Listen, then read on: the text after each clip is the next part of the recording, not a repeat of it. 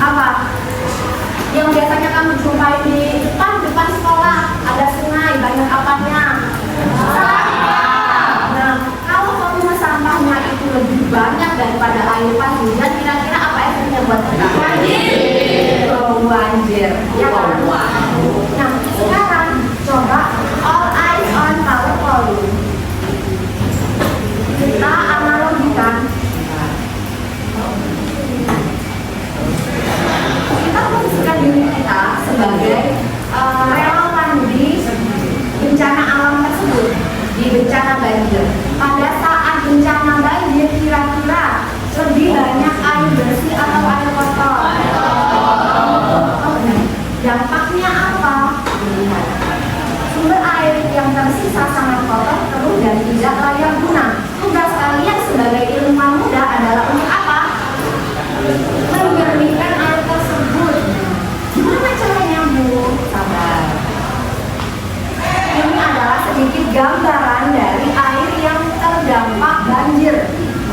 Airnya itu bukan hanya sekedar air murni atau H2O, tapi banyak campuran, ada dari rumput, tanah, daun, batu, dan lain sebagainya, seperti yang ada di gambar tersebut. Nah, tantangan kalian bagaimana cara memisahkan air dengan komponen-komponen yang tidak layak guna itu tadi. Kira-kira gimana caranya? Kasih plus untuk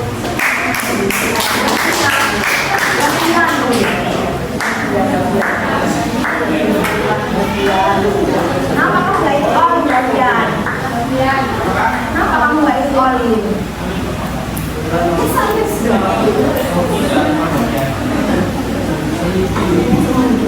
Nah, sekarang solusi yang disampaikan oleh Davian itu sudah sangat tepat. Caranya dengan filtrasi. Nah, kalian itu sebagai seorang ilmuwan muda biasanya untuk membuat desain alat filtrasi atau pengaduan sederhana. Dengan menggunakan apa? Semua sudah nggak asing sama Canva. Aplikasi kecintaan kalian semuanya. Nah, nanti kalian membuat salah satu desain yang dimana desainnya itu jangan mulai tenang. Desainnya itu berisi tentang susunan material yang untuk menjadikan air. Namanya apa? Alat filtrasi sederhana. Dilihat PPT-nya, fungsi kerjanya adalah ini merupakan perubahan fisika. Ada yang masih ingat perubahan fisika itu apa? Kira-kira perubahan fisika itu menghasilkan zat baru atau tidak? Gimana? Nah, apa tuh? Ya atau tidak, menghasilkan atau tidak? Menghasilkan atau tidak? Perubahan fisika adalah perubahan yang menghasilkan atau tidak zat baru.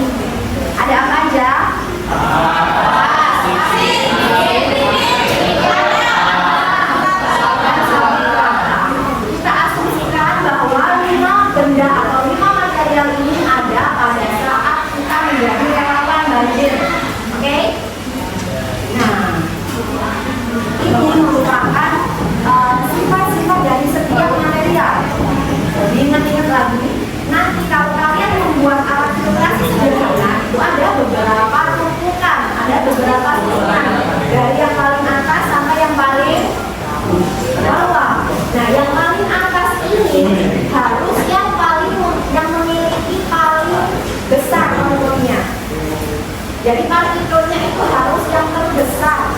Nah, dilihat dari apa? Coba kalian perhatikan visualisasi pori-pori bagian ini. Menurut kalian, yang pori-porinya terbesar itu yang mana? Yang mana? Sama-sama. Dilihat dari jumlah gambar yang ada di kotaknya ini, itu semakin banyak ruang yang tersisa, itu berarti semakin besar partikelnya. Oke? Ruang yang tersisa ini semakin banyak, berarti partikelnya juga semakin besar. Berarti dari kelima material ini, mana yang merupakan zat yang memiliki material partikel terbesar? Kerikil yang pertama, kerikil. Kenapa kerikil ditaruh di paling atas, Bu? Karena kerikil fungsinya untuk menahan material kasar. Seperti yang kita ketahui bahwa banjir itu tidak hanya membawa tanah, pasir, tapi dia juga membawa ada ranting, ada batu, ada tong sampah, ya kan? Nah, yang dari situ itu yang paling gede-gede harus disaring dengan yang paling kuat. Yang paling kuat ini adalah kerikil harus kamu taruh di yang paling atas. Ini akan divisualisasikan. Ini contoh.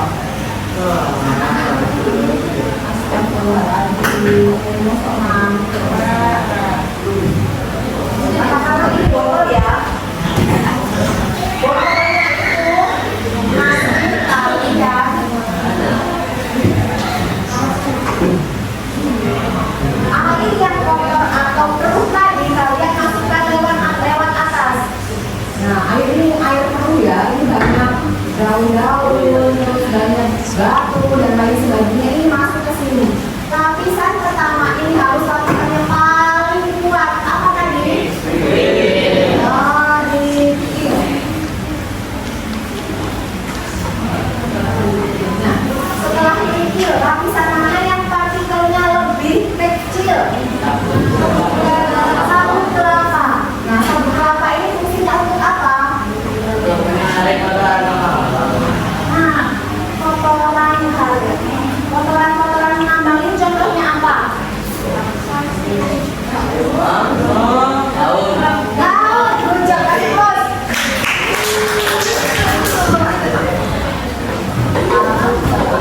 Setelah sabut kelapa, kira-kira apa? Pasir. Lagi ada pasir, kata pasir ya. Apa fungsinya pasir?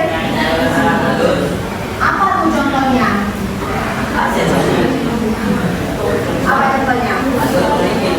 Ada kayak pecahan kaca, pasir itu sendiri, magnet-magnet yang dari serpihan, besi-besi yang sudah hilang, ya kan? Nah, setelah pasir kira-kira apa? Arang. Pak arang atau langsung apa? Kenapa arang tuh?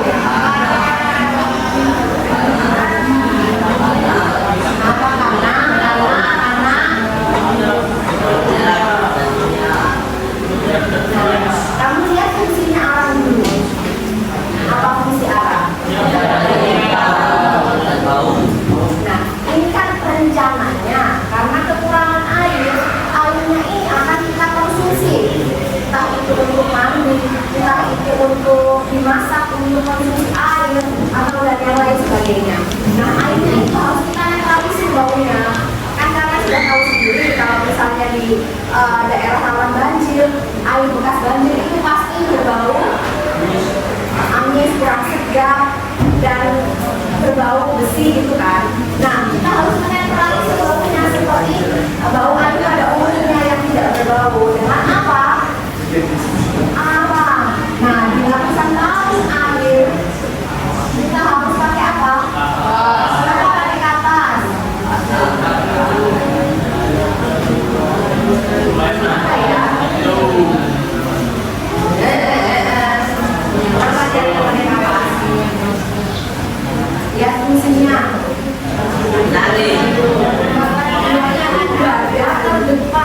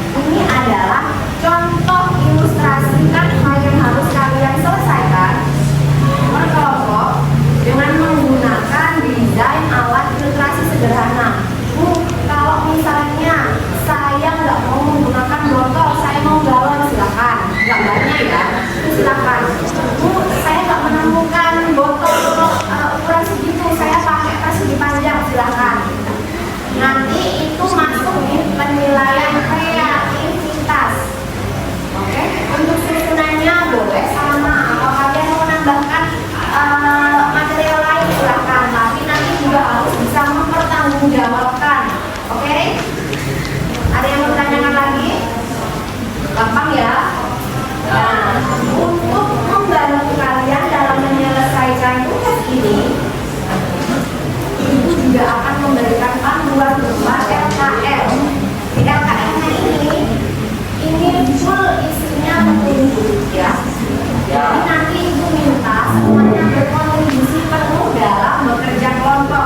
Kalian harus bagi tugas. Ada yang bagian membuat ilustrasi, ada yang bagian mengerjakan LKM, ada yang bagian presentasi.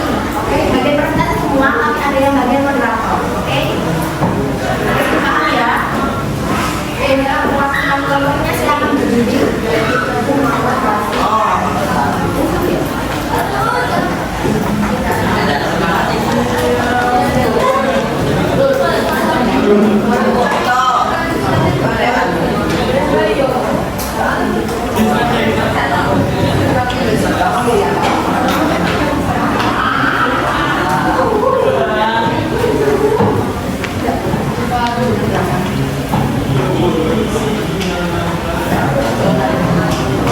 Semuanya sudah mendapatkan LKM. Ini namanya LKM ya. Ini sudah mendapatkan LKM. Kita langsung lihat di bagian A, rumusan masalah. Oke. Ya. Di bagian rumusan masalah ini menunjukkan cara kalian menyelesaikan proyek ini. Nah, ini kan sudah diukur bagaimana cara. Nah, cara apa? Cara menyelesaikan tugas hari ini. Tugas kalian apa hari ini? Apa tugasnya? Rancang apa? Kalian tulis berarti bagaimana cara merancang alat operasi sederhana. Menggunakan apa? Kalian tulis yang tidak berkontribusi nanti akan saya cambuk langsung. Jangan ngantuk silakan. Duduk di depan, saya temenin. Yang ngantuk silakan di depan, saya temenin. Sudah? Next ke bagian 2, hipotesis desain. Hipotesis desain isinya seperti ini. Di bagian paling atas kamu lihat di ilustrasi yang sudah Ibu berikan. Bagian paling atas isinya tentang apa? Kerikil. Kamu tulis kerikil. Isinya apa? Kamu lihat di sini. Kerikil untuk apa?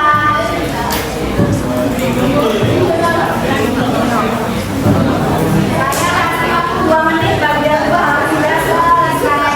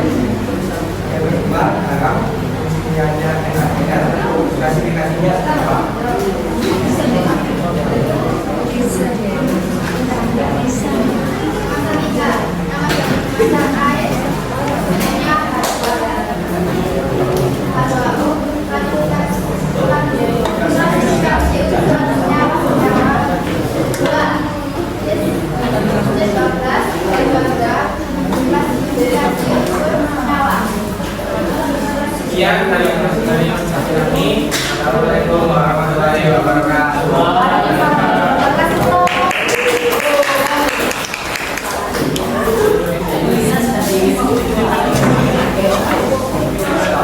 Nah, dari kelompok satu yang sudah tampil tadi, mengambil kesimpulan nggak pembelajaran kita pada pagi hari ini tentang apa? Tentang apa? Khusus dan senyawa, jawab tentang apa saja? Komposisi pada bahan makanan. Nah, dari sini kalian bisa tahu klasifikasi unsur itu terdiri dari berapa atom, senyawa terdiri dari berapa atom. Berarti menurut kalian mengetahui dan memahami tentang materi ini berpengaruh terhadap kehidupan sehari-hari nggak? Sangat berpengaruh. Dari sini ada yang mau ditanyakan? Berarti Bapak semuanya sudah paham ya? Nanti LKPD dan jurnalnya bisa dikumpulkan ke Ibu. Dan untuk pembelajaran selanjutnya kita akan membahas tentang campuran. Kalian bisa baca-baca tentang campuran dan mempersiapkannya dengan baik. Oke. Dan di sini ada yang mau ditanyakan lagi? Depan semuanya ya. Jika tidak ada yang ditanyakan, akan ditutup pembelajaran pada pagi hari ini dengan hamdalah. Diucapkan terima kasih. Wassalamualaikum warahmatullahi wabarakatuh.